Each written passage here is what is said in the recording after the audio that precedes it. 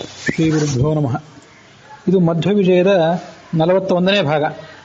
40ನೇ ಭಾಗ ನಿನ್ನೆ ಕೊನೆಗೊಂಡಾಗ 7ನೇ ಸರ್ಗದ 46ನೇ ಶ್ಲೋಕದ ತನಕ ವರ್ಣನೆ ಕೊನೆಗೊಂಡಿತ್ತು. ಆಚಾರ್ಯರು ಆ ವೇದವ್ಯಾಸರ ಆಪಾದಮಸ್ತಕ ವರ್ಣನೆಯನ್ನು ಮಾಡಿದ್ದು ಅದನ್ನೆಲ್ಲ ನಾವು ನೋಡಿದೆವು. ನ ಕುತೂಹಲಿತಾ ಕುತೂಹಲಂ ತನುಮೇ ನಾಮ ಅವಲೋಕ್ಯ ಸದ್ಗುರೋ ಸನವಾವರಣಾಂಡದರ್ಶಿನೋ ಗೃಹಬುದ್ಧ್ಯ ಮಮ ನಿಷ್ಕುತೂಹಲಂ. ಅವ್ರು ಹೇಳಿದರು, ಆಚಾರ್ಯರು ಅನ್ಕೊಂಡ್ರು, ಈ ವೇದವ್ಯಾಸರ ಈ ದಿವ್ಯವಾದ ಸ್ವರೂಪವನ್ನು ನಾನೇನು ನೋಡ್ತಿದ್ದೇನಲ್ಲ, ನನಗೆ ಬಹಳ ಆಶ್ಚರ್ಯ ಕುತೂಹಲ ಅಂತ ಕಾಣಿಸ್ತಿದೆ. ಯಾಕೆ ಅಂತಂದ್ರೆ ಈ ವೇದವ್ಯಾಸರ ಸ್ವರೂಪ ಅಂತ ಅನ್ನೋದು ದಿವ್ಯವಾದದ್ದು, ನಿತ್ಯ ನೂತನವಾದದ್ದು.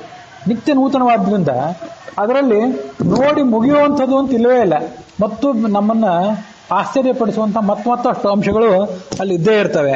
ಆದ್ರಿಂದ ನನಗೆ ಈ ವೇದವ್ಯಾಸರ ಸ್ವರೂಪದ ಬಗ್ಗೆ ಏನು ಆಶ್ಚರ್ಯ ಆಗಿದೆಯಲ್ಲ, ಆಶ್ಚರ್ಯ ಆಗಿದ್ದೇನು ಆಶ್ಚರ್ಯ ಅಲ್ಲ. ಯಾರಿಗಾದರೂ ಆ ಭಗವಂತನ ಬಗ್ಗೆ ಆಶ್ಚರ್ಯ ಆಗಲೇಬೇಕು.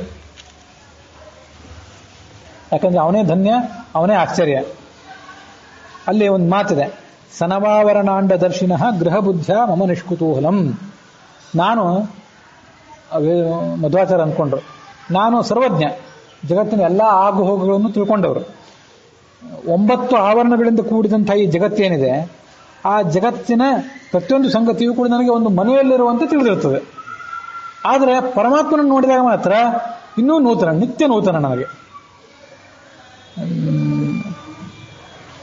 ಅಪ್ ಅಗ್ನಿ ಈರ ನಭಃ ಅಹಂಕೃತ, ಜಲ, ಅಗ್ನಿ, ವಾಯು, ಆಕಾಶ, ಅಹಂಕಾರ, ಮಹತ್ತತ್ವ, ಸತ್ವ, ರಜಸ, ತಮಸ್ಸು ಅನ್ನುವಂಥ 9 ಆವರಣಗಳಿಂದ ಕೂಡಿದ್ದು ಇಡೀ ಬ್ರಹ್ಮಾಂಡ.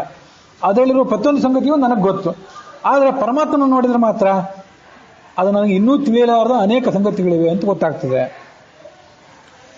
ಇಲ್ಲಿ ಈ ಸನವಾವರಣಾಂಡ ದರ್ಶಿನಃ, ಇಡೀ ಜಗತ್ತನ್ನ, ಇಡೀ ಬ್ರಹ್ಮಾಂಡವನ್ನು ಒಂದು ಮನೆಯಂತೆ ಸುಲಭವಾಗಿ ತಿಳ್ಕೊಳ್ಳೋದು ಅನ್ನುವ ಒಂದು ಶಬ್ದ ಇದೆಯಲ್ಲ, ಇದನ್ನ ವ್ಯಾಖ್ಯಾನದಲ್ಲಿ ಕೆಲವು ಕಡೆ ಮಧ್ವಾಚಾರ್ಯರಿಗೆ ಅನ್ವಯಿಸ್ತಾರೆ, ಇನ್ನು ಕೆಲವು ವ್ಯಾಖ್ಯಾನಗಳಲ್ಲಿ ಇದನ್ನು ವೇದವ್ಯಾಸರಿಗೆ ಅನ್ವಯಿಸ್ತಾರೆ. ಅದು ವೇದವ್ಯಾಸರು ಸರ್ವಜ್ಞರೇ, ವೇದವ್ಯಾಸ ಪರಮಾತ್ಮ ಆದಂದು ಸರ್ವಜ್ಞ. ಆಚಾರ್ಯರು ಅವನಿಗೆ ವೇದವ್ಯಾಸರಿಗೆ ಹೋಲಿಸಿದಷ್ಟು ಸರ್ವಜ್ಞರಲ್ಲ, ಆದರೂ ಅವರು ಸರ್ವಜ್ಞರೇ. ಇಡೀ ಜಗತ್ತನ್ನ ಮನೆಯಂತೆ ಸುಲಭವಾಗಿ ತಿಳಿಯಬಲ್ಲಂತಹ ಈ ವೇದವ್ಯಾಸರ ಈ ದಿವ್ಯ ಸ್ವರೂಪ ಏನಿದೆ, ಅದನ್ನು ನೋಡಿದರೆ ನನಗೂ ಆಶ್ಚರ್ಯ ಅನ್ನಿಸ್ತದೆ. ಇದು ಒಂದರ್ಥ. ಆದರೆ ಬ್ರಹ್ಮಾಂಡವಲ್ಲೆಲ್ಲವನ್ನೂ ಕೂಡ ಮನೆಯಂತೆ ನೋಡುತ್ತಿರುವವರು ವೇದವ್ಯಾಸರು ಅಂತ ಅನ್ನೋದಕ್ಕಿಂತ ಮಧ್ವರು ಅಂತ ಅದನ್ನ ಅನ್ಕೊಂಡ್ರೆ ಅದರಲ್ಲಿ ಆ ಶ್ಲೋಕಕ್ಕೊಂದು ಫೋರ್ಸ್ ಹೆಚ್ಚಿಗೆ ಬರ್ತದೆ. ಏನಂದ್ರೆ, ಇಡೀ ಬ್ರಹ್ಮಾಂಡವನ್ನ ನಾನು ಮನೆಯಂತೆ ಅತ್ಯಂತ ಸುಲಭವಾಗಿ ನೋಡಬಲ್ಲೆ, ನನಗಿಲ್ಲೋದು ಎಲ್ಲವೂ ಗೊತ್ತು, ಇಲ್ಲಿರೋದು ಇಲ್ಲಿ ತಿಳ್ಕೊಂಡ ಎಲ್ಲ ಆಯ್ತು, ಇಲ್ಲಿದ್ದದನ್ನೆಲ್ಲ. ಆದರೆ ಪರಮಾತ್ಮನಲ್ಲಿ ಮಾತ್ರ ತಿಳ್ಕೊಳ್ಳೋದು ಇನ್ನೂ ಬಾಕಿ ಇದೆ, ಇನ್ನೂ ಅದು ಮುಗಿದೇ ಇಲ್ಲ. ಅಂತೂ ಈ ಬ್ರಹ್ಮಾಂಡ ಒಂದು ಕಡೆ, ಪರಮಾತ್ಮ ಮತ್ತೊಂದು ಕಡೆ. ಬ್ರಹ್ಮಾಂಡವನ್ನೆಲ್ಲವನ್ನು ನಾನು ತಿಳಿದಿದ್ರೂ ಕೂಡ ಪರಮಾತ್ಮನನ್ನು ನಾನು ಇನ್ನೂ ಪೂರ್ಣವಾಗಿ ತಿಳಿದಿಲ್ಲ ಅಂತ ವೇದವ್ಯಾಸರನ್ನು ನೋಡಿ ಆಚಾರ್ಯರು ತಮ್ಮನ್ನು ತಾವು ಬ್ರಹ್ಮಾಂಡದ ಎಲ್ಲ ಜ್ಞಾನ ಇದ್ದವರು ಅಂತ ಹೇಳ್ಕೊಳ್ಳೋದೇನಿದೆ, ಆ ವ್ಯಾಖ್ಯಾನ ಹೆಚ್ಚು ಸುಂದರವಾಗಿ ಕಾಣಿಸ್ತದೆ. ಅಂತೂ ಎರಡೂ ವ್ಯಾಖ್ಯಾನ ಎರಡೂ ಕಡೆ ಇದೆ ನೋಡ್ಬೋದು.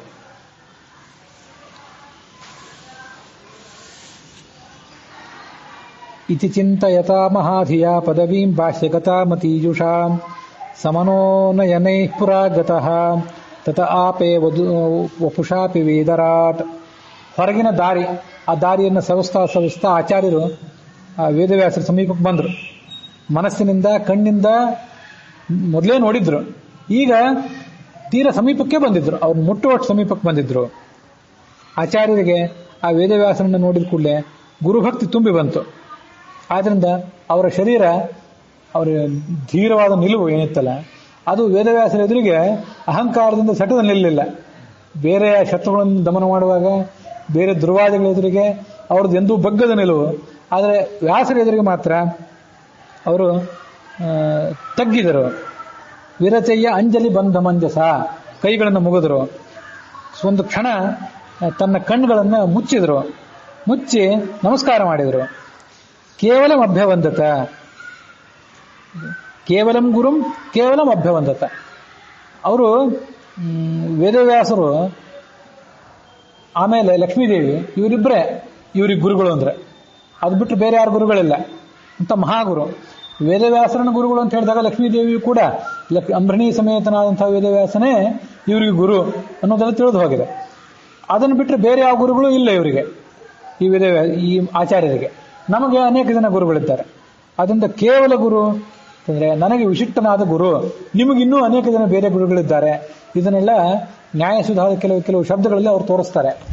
ನೀವು ಬೇರೆ ಬೇರೆ ಗುರುಗಳಿಗೂ ನಮಸ್ಕಾರ ಮಾಡಬೇಕು, ನಾನು ಪರಮಾತ್ಮ ಮತ್ತು ಲಕ್ಷ್ಮೀದೇವಿಗೆ ಮಾತ್ರ ನಮಸ್ಕಾರ ಮಾಡಿದರೆ ಸಾಕು ಅನ್ನೋದು ಅನುವ್ಯಾಖ್ಯಾನದಲ್ಲಿ ಬ್ರಹ್ಮಸೂತ್ರ ಭಾಷೆಯಲ್ಲಿ ಆಚಾರ್ಯರು ಸೂಚಿಸ್ತಿರ್ತಾರೆ. ಇದು ಕೇವಲಂ ಗುರು, ನನಗೆ ಅವನೊಬ್ಬನೇ ಗುರು. ಇನ್ನು ಕೇವಲ ಅಭ್ಯವಂತತ, ಕೇವಲ ಅನ್ನೋದನ್ನು ಅಭ್ಯವನ್ನು ನಮಸ್ಕಾರ ಮಾಡಿದ ಅನ್ನೋದಕ್ಕೂ ಸೇರಿಸ್ಕೋಬೇಕು. ಯಾಕಂದ್ರೆ ಅವರಿಗೆ ಬೇರೆ ಏನೂ ಮಾಡ್ಲಿಕ್ಕಾಗಲಿಲ್ಲ. ವೇದವ್ಯಾಸವನ್ನು ನೋಡಿ ಭಕ್ತಿ ಹುಟ್ಟಿ ಬಂದಿತ್ತು. ನಮಸ್ಕಾರ ಮಾಡೋದನ್ನು ಬಿಟ್ಟರೆ ಬೇರೆ ಏನೂ ಮಾಡ್ಲಿಕ್ಕಾಗಲಿಲ್ಲ, ನಮಸ್ಕಾರವೇ ಮಾಡಿಬಿಟ್ರು.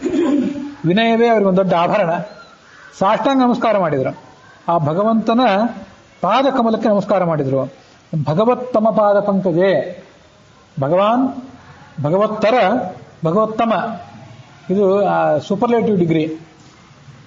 ನಮ್ಮಲ್ಲಿ ಅತ್ಯಂತ ಜ್ಞಾನಿಗಳಾದವ್ರನ್ನ ವಸಿಷ್ಠರು ಇಂಥವ್ರನ್ನೆಲ್ಲ ಬ್ರಹ್ಮರ್ಷಿಗಳನ್ನೆಲ್ಲರನ್ನು ಭಗವಾನ್ ಅಂತ ಕರೆಯೋದು. ಆಚಾರ್ಯರು ಕೂಡ ಭಗವಾನೇ. ಮಧ್ವರನ್ನು ಭಗವಾನ್ ಆನಂದ ತೀರ್ಥ ಮುನಿಹಿ ಅಂತ ಅವ್ರನ್ನ ವರ್ಣನೆ ಮಾಡ್ತಾರೆ. ಅಂತೂ ಇವರೆಲ್ಲ ಭಗವಾನರೇ. ಆದರೆ ಭಗವಾನ್, ಈ ಭಗವಂತ ಏನಿದ್ದಾನಲ್ಲ ವಿಷ್ಣು, ಈ ಭಗವಾನರನ್ನ ಮೀರಿಸಿದಂಥ, ಭಗವತ್ತರನ್ನೇ ಮೀರಿಸಿದಂಥ ಭಗವತ್ತಮ. ಅದಕ್ಕಾಗಿ ಭಗವತ್ತಮ ಅವನ ಪಾದ ಕಮಲಗಳಿಗೆ ಇವರು ನಮಸ್ಕಾರ ಮಾಡಿದರು. ಯಾಕಂದ್ರೆ ಭಾಗ್ಯವಾನ್, ಅವರ ಪಾದ ಕಮಲಗಳಿಗೆ ನೇರವಾಗಿ ನಮಸ್ಕಾರ ಮಾಡುವಂಥ ಭಾಗ್ಯ ಅವರದು. ವೇದವ್ಯಾಸರು ಅವ್ರನ್ನ ನೋಡಿದರು. ನೋಡಿ ಅವರನ್ನ ಎರಡೂ ಕೈಗಳಿಂದ ಮೇಲೆ ಎಬ್ಬಿಸಿದರು. ಸನಿರೀಕ್ಷ ಪರಾಶರಾತ್ಮದ ಪ್ರಣತಂ ಪ್ರೇಷ್ಠಂ ಅಶೇಷ ಸದ್ಗುಣೈಹಿ.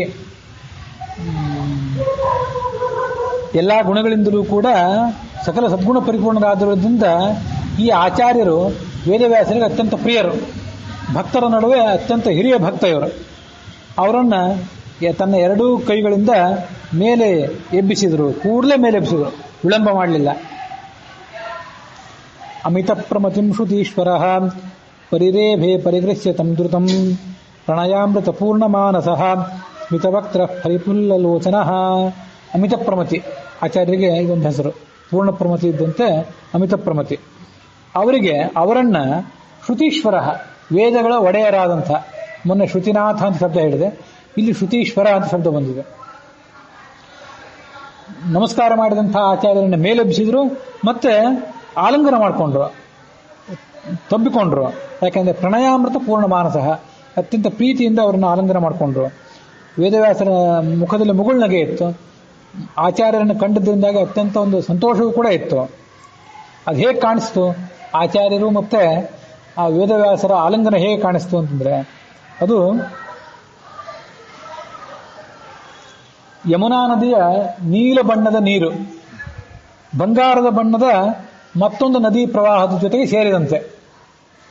ನದಿ ಪ್ರವಾಹದಷ್ಟು ಅತ್ಯಂತ ಸುಂದರವಾದದ್ದು, ಬೆರಗುಗೊಳಿಸುವಂಥ ವ್ಯಕ್ತಿತ್ವ ಇಬ್ಬರದು ಕೂಡ. ವೇದವ್ಯಾಸರ ಶರೀರ ಯಮುನಾ ನದಿಯ ನೀಲವಾದ ಪ್ರವಾಹದಂತೆ, ಆಚಾರ್ಯರ ಶರೀರ ಬಂಗಾರದ ಬಣ್ಣದ ನೀರಿನ ಪ್ರವಾಹದಂತೆ. ಎರಡೂ ಪ್ರವಾಹಗಳು ಒಟ್ಟುಗೂಡಿದಂತೆ ಕಾಣಿಸಿತು. ಯದಿರಾಜ ವಿಭೂಷಣೇ ದ್ಯುತೋ ದ್ವಿಜವರ್ಯಾನ್ ವಯಜಾ ವಿಮೌಹರಿ ನೃಪಗೋತ್ರ ಭುವಃ ಪುರಾತ್ಮನೋ ಸ್ಫುಟತುಲ್ಯ ಉಪಗೂಢಯೋರ್ಮಿತಃ. ಈಗ ವೇದವ್ಯಾಸರು ಮತ್ತೆ ಆಚಾರ್ಯರು ಅಲ್ಲಿ ಒಟ್ಟುಗೂಡಿದ್ದನ್ನು ನೋಡಿದರೆ ಹಿಂದಿನ ಒಂದು ಘಟನೆ ನೆನಪಿಗೆ ಬರ್ತಿತ್ತಂತೆ.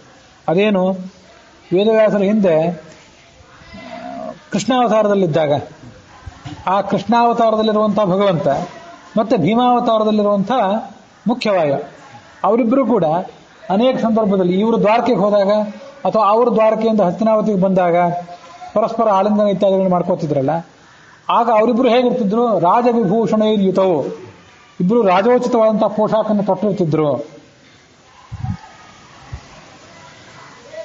ಅಲ್ಲಿ ಆ ಕೃಷ್ಣ ಮತ್ತು ಭೀಮರಿದ ಒಂದು ಹೋಲಿಕೆ ಏನಿತ್ತು, ಆ ಹೋಲಿಕೆಯನ್ನು ಇಲ್ಲಿರುವಂತಹ ಮಧ್ವ ಮತ್ತು ವೇದವ್ಯಾಸರಿಗೆ ಕೊಡಬಹುದಾಗಿದೆ ಅಂತಾರೆ ಕವಿಗಳು.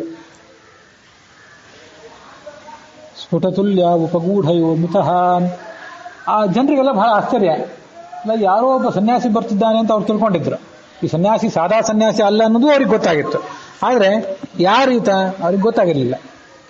ವೇದವ್ಯಾಸರು ತನ್ನ ಮಗನಾದಂತಹ ಶುಕಾಚಾರ್ಯನಿಗೆ ಇಂಥ ಒಂದು ಪ್ರೇಮವನ್ನು ತೋರಿಸಲಿಲ್ಲ ಎಂದು ಜಗತ್ತಿನ ತಂದೆಯಾದಂತಹ ವೇದವ್ಯಾಸರು ಇವರಿಗೆ ಇಂಥ ಒಂದು ಪ್ರೀತಿಯನ್ನ ಒಂದು ಆದರವನ್ನು ತೋರಿಸಿದ್ದಾರಲ್ಲ, ತಾಪಸರಿಗೆಲ್ಲ ದೊಡ್ಡ ಆಶ್ಚರ್ಯ.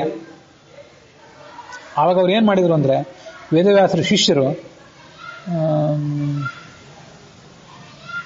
ವಿನಯದಿಂದ ಆ ಆಚಾರ್ಯರಿಗೆ ಒಂದು ಆಸನವನ್ನು ಕೊಟ್ಟರು. ಯಾಕಂದ್ರೆ ಗುರುಗಳ ಅಭಿಪ್ರಾಯ ಗೊತ್ತಾಗಿತ್ತು. ಯಾಕಂದ್ರೆ ಗುರುಗಳ ದೃಷ್ಟಿಯಲ್ಲಿ ಆಚಾರ್ಯರ ವ್ಯಕ್ತಿತ್ವ ಎಂಥದ್ದು ಅನ್ನೋದು ಅವರಿಗೆ ಮನವರಿಕೆ ಆಯಿತು. ಆಸನ ಕೊಟ್ಟರು, ಅವನಿಗೆ ಯೋಗ್ಯವಾದಂತಹ ಆಸನವನ್ನು. ಅದು ಹೇಗೆ ಅಂತಂದ್ರೆ, ಚತುರ್ಮುಖ ಏವ ಮುಕುಂದದಾಸಾಹ. ಚತುರ್ಮುಖ ವೈಕುಂಠಕ್ಕೆ ಹೋದಾಗ ಭಗವಂತನನ್ನು ಕಾಣಬೇಕು ಅಂತ, ಆ ಭಗವಂತನ ವೈಕುಂಠದಲ್ಲಿ ಶ್ವೇತದ್ವೀಪದಲ್ಲಿ ಇರುವಂಥ ಮುಕುಂದನ ಪಾರ್ಷದರು, ಅವನ ಜಯ ವಿಜಯರು ಮೊದಲಾದವರು ಇರ್ತಾರಲ್ಲ, ಚತುರ್ಮುಖನಿಗೆ ಆಸನ ತಂದು ಕೊಡ್ತಾರಲ್ಲ, ಆ ಥರ ವೇದವ್ಯಾಸರ ಶಿಷ್ಯರು ಆ ಆಚಾರ್ಯರಿಗೆ ಆಸನವನ್ನು ಕೊಟ್ಟರು. ವೇದವ್ಯಾಸರು ಆಚಾರ್ಯರಿಗೆ ಹೇಳಿದ್ರು ಕೂತ್ಕೋ ಅಂತ ಹೇಳಿದ್ರು. ಆ ಪ್ರಕಾರ ಹೇಳಿ ಮೊದಲು ತಾವು ಕೂತ್ಕೊಂಡ್ರು ವೇದವ್ಯಾಸರು. ಆ ಬಳಿಕ ಆನಂದ ತೀರ್ಥರು ಕೂತ್ಕೊಂಡ್ರು. ಕೂತ್ಕೊಳ್ಳುವಾಗನೇ ಸುತ್ತಮುತ್ತಲು ಒಂದು ಬಾರಿ ಮುಗುಳ್ನಗೆಯಿಂದ ಕೂಡಿದಂಥ ದೃಷ್ಟಿಯನ್ನು ಬೀರಿದ್ರು ಎಲ್ಲ ತಪಸ್ವಿಗಳ ಮೇಲೆ.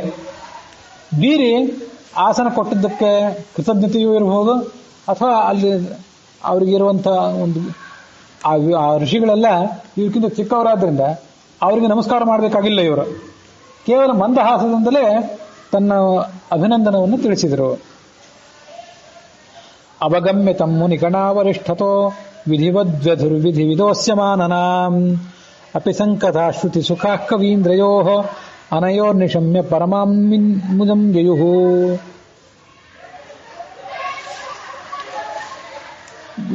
ಆ ಆಶ್ರಮದ ಕುಲಪತಿಗಳಾದಂತಹ ವೇದವ್ಯಾಸರು, ವರಿಷ್ಠ ಅಂದ್ರೆ ಕುಲಪತಿಗಳು, ಅಲ್ಲಿ ಹಿರಿಯರವರು, ಆ ವೇದವ್ಯಾಸರು ಮುನಿಗಳಿಗೆ ಹೇಳಿದರು, ಇವ್ರು ಯಾರು ಗೊತ್ತಾ, ಇವರು ಸ್ವರೂಪ ಏನು, ಮೂಲ ಸ್ವರೂಪ ಏನು, ಮುಖ್ಯವಾಯು ಅನ್ನೋದನ್ನೆಲ್ಲ ಹೇಳಿದ್ರು. ಆಮೇಲೆ ಅವ್ರಿಗೆ ಮತ್ತಷ್ಟು ಆಶ್ಚರ್ಯ ಅನಿಸಿತು. ಆ ಮುಖ್ಯವಾಯುವೇ ಈಗ ಜ್ಞಾನ ಕಾರ್ಯಕ್ಕಾಗಿ ಆಚಾರ್ಯ ಮಧ್ವನಾಗಿ ಅವತಾರ ಮಾಡಿದ್ದಾನೆ ಅಂತ ತಿಳ್ಕೊಂಡು ಅದರಂತೆ ಅವ್ರಿಗೇನು ಮತ್ತೆ ಗೌರವ ಕೊಡಬೇಕಾಗಿತ್ತು ಅದನ್ನೆಲ್ಲವನ್ನು ಕೊಟ್ಟರು. ವಿಧಿವತ್ ವ್ಯದುಹು ವಿಧಿವಿಧ ಅಸ್ಯ ಮಾನನಾಮ. ಅರ್ಘ್ಯ ಪಾದ್ಯ ಇತ್ಯಾದಿ ಕೊಡಬೇಕು, ಕಾಲು ತೊಳ್ಕೊಳ್ಳಿಕ್ಕೆ ನೀರು ಇತ್ಯಾದಿ ಎಲ್ಲವನ್ನು ಕೊಟ್ಟರು. ಅದೆಲ್ಲ ಆದ ಬಳಿಕ ಆ ಮಧ್ವರು ದಣಿವಾರಿಸಿಕೊಂಡ ಮೇಲೆ ಅಂತ ಇಲ್ಲಿಲ್ಲ ಅಂತೂ ಸ್ವಲ್ಪ ಕಾಲ ಆದ ಬಳಿಕ ಆ ಇಬ್ಬರು ಹಿರಿಯ ಜ್ಞಾನಿಗಳು, ಒಬ್ಬ ವೇದವ್ಯಾಸರು, ಒಬ್ಬರು ಆನಂದ ತೀರ್ಥರು, ಕವೀಂದ್ರರು ಅಂತ ಅವರನ್ನು ವರ್ಣನೆ ಮಾಡ್ತಾರೆ. ಇಬ್ಬರು ಜ್ಞಾನಿಗಳಲ್ಲಿ ಹಿರಿಯರು. ಅವರು ಏನೇನು ತತ್ವಜ್ಞಾನದ ಮಾತುಗಳನ್ನು ಆಡಿದ್ರಲ್ಲ, ಅವೆಲ್ಲ ಎಂಥ ಮಾತುಗಳು, ಸಂಕಥಾಹ, ಹಾಳಹರಟ ಇಲ್ಲ ಅಲ್ಲಿ, ಕೇವಲ ಭಗವತ್ಪರವಾದ ಕಥೆಗಳು. ಮತ್ತು ಶ್ರುತಿ ಸುಖಾಹ, ಕೇಳುವವರಿಗೆ ಕಿವಿಗಳಿಗೆ ಮತ್ತು ಮನಸ್ಸಿಗೆ ಆಪ್ಯಾಯಮಾನವಾದಂಥ ಮಾತುಗಳು. ಅದನ್ನು ಕೇಳಿ ಬಹಳ ಆನಂದಪಟ್ಟರು ಈ ಮುನಿಗಳೆಲ್ಲ. ಸಜ್ಞಾನಾಯ ಆನಂದ ವಿಜ್ಞಾನ ಮೂರ್ತಿ ಪ್ರಾಪ್ತೌ ಪೃಥ್ವೀಮಾಶ್ರಮೇ ತತ್ರ ತಾವತ್ ಜಾಜ್ವಲ್ಯೇತೆ ವಿಷ್ಣುವಾಜೂಸ್ಮ ದೇವೌ ವೇದವ್ಯಾಸಾನಂದ ತೀರ್ಥಾಭಿಧಾನೌ. ಈ ಮಧ್ವರು ಮತ್ತೆ ವೇದವ್ಯಾಸರು ಇಬ್ಬರೂ ಕೂಡ ಸಜ್ಜನರಿಗೆ ತತ್ವಜ್ಞಾನ ಕೊಡೋದಕ್ಕಾಗಿ ಹುಟ್ಟಿ ಬಂದವರು, ಜಗತ್ತಿಗೆ ಅವತಾರ ಮಾಡಿದವರು. ಮತ್ತು ಇವತ್ತು ಇಲ್ಲಿ ಈ ಬದರಿ ಆಶ್ರಮದಲ್ಲಿ, ದೊಡ್ಡ ಬದರಿ ಆಶ್ರಮದಲ್ಲಿ ವಿಶೇಷವಾಗಿ ಇಬ್ಬರು ಕೂಡ ಸಮ್ಮಿಲಿತರಾಗಿದ್ದಾರೆ. ಜಾಜ್ವಲ್ಯತೆ, ವಿಷ್ಣು ಮತ್ತು ವಾಯು ಇಬ್ರು ಕೂಡ ಅಲ್ಲಿ ಪ್ರಕಾಶಿಸ್ತಾ ಇದ್ದಾರೆ. ವೇದವ್ಯಾಸ ಅಂತ ಒಬ್ಬರಿಗೆ ಹೆಸರು, ಆನಂದ ತೀರ್ಥ ಅಂತ ಮತ್ತೊಬ್ಬರಿಗೆ ಹೆಸರು. ಇದು ಶಾಲಿನಿ ತ್ರಿಷ್ಟುಪ ಅಂತನ್ನುವ ಹೆಸರಿನ ಒಂದು ಛಂದಸ್ಸು. ಶಾಲಿನೀಚ ಮತತಾ ಗೌಚ ಯತಿಹಿ ಶ್ರುತಿ ತುರಂಗಮಯಿ ಅಂತ ಛಂದಸ್ಸು. ಅಲ್ಲಿಗೆ ಈ ಶ್ರೀಮತ್ ಕವಿಕುಲ ತಿಲಕ ತ್ರಿವಿಕ್ರಮ ಪಂಡಿತಾಚಾರ್ಯ ಸುತ ನಾರಾಯಣ ಪಂಡಿತಾಚಾರ್ಯ ವಿರಚಿತೆ ಮಧ್ವವಿಜಯೇ ಮಹಾಕಾವ್ಯ ಆನಂದಾಂಕೆ ಸಪ್ತಮ ಸರ್ಗ, 7ನೇ ಸರ್ಗ ಇಲ್ಲಿಗೆ ಸಮಾಪ್ತಿಯನ್ನು ಕಂಡಿದೆ. ಈ ಕಥಾಭಾಗವು ಕೂಡ ಸಮಾಪ್ತಿಯನ್ನು ಕಂಡಿದೆ.